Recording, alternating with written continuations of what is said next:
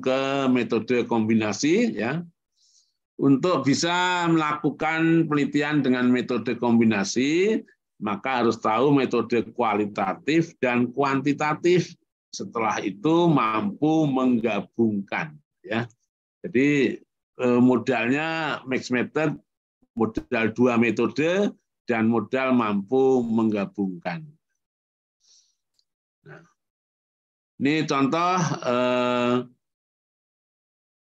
mahasiswa memiliki nilai kuantitatif dan kualitatif. Ini makanan juga memiliki nilai kuantitatif dan nilai kualitatif. Nah, jadi dalam mixed method ya, desain dalam penelitian mixed method ini ada 2, yaitu menggabungkan yang sekuensial. Jadi 2 metode digunakan dalam waktu yang berbeda. Nah, dalam hal ini ada 2 desain, yaitu sequential explanatory, di mana mixed method pada tahap pertama menggunakan metode kuantitatif, tahap keduanya kualitatif. Jadi mengukur dan mengobservasi. Sequential exploratory ini metode pertama kualitatif, metode kedua kuantitatif. Eksplorasi menemukan baru mengukur. Kombinasi kedua disebut dengan concurrent. Concurrent ini 2 metode dicampur. 2 metode digunakan untuk meneliti dalam waktu yang sama. Maka desainnya ada desain triangulation. Concurrent triangulation adalah 2 metode campurannya sama, 50% kuan, 50% kual.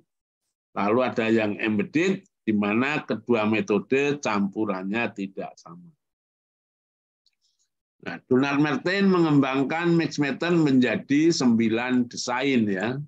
Jadi dilihat dari bahwa 2 metode digunakan dalam waktu yang sama dan digunakan dalam waktu yang berurutan. Campurannya ada campuran yang berbeda dan ada campuran sama.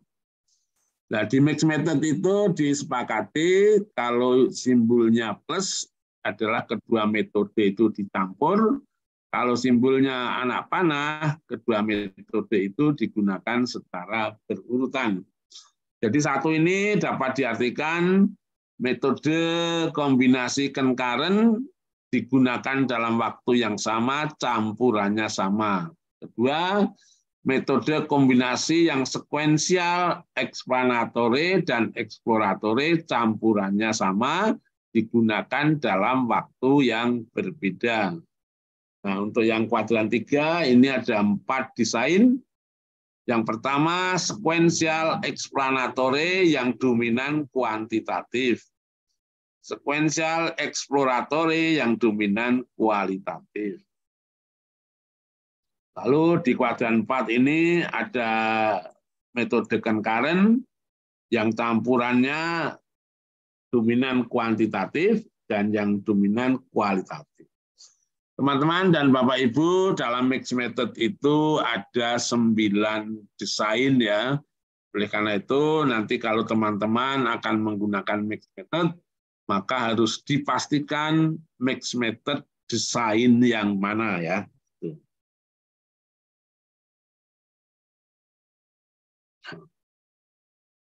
Contoh aja kombinasi ini ya, contoh kombinasi, data kombinasi.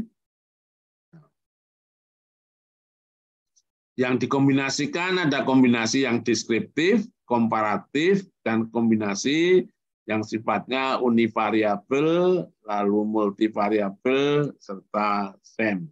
Contoh, kinerja pegawai mendapat nilai 95. 95 ini kan angka cukup tinggi prestasinya. Lalu setelah diamati, pegawai rajin bekerja, tidak pernah mengeluh, hasil kerja memuaskan. Ini adalah data kuantitatif didukung juga oleh data kualitatif. Berikutnya kinerja dosen dilihat dari presensinya 90, lalu dikjarnya 85, sampai pada komitmen kerja nilainya 85, sehingga rata-rata 87. Ini data kuantitatif. Lalu hasil pengamatan menunjukkan hampir semua dosen setiap hari presensi sebelum jam kerja. Dalam mengajar, memberi motivasi dan inspirasi mahasiswa untuk berkembang. Sebagian besar hasil penelitian masuk pada jurnal internasional bereputasi. Pemikirannya banyak dipakai oleh masyarakat. Jadi ini adalah data kuantitatif yang didukung oleh data kualitatif. Tapi yang berikutnya ini ternyata berbeda. Secara kuantitatif nilainya 87, tapi hasil pengamatan ternyata dosen jarang di tempat, walaupun tasnya ada.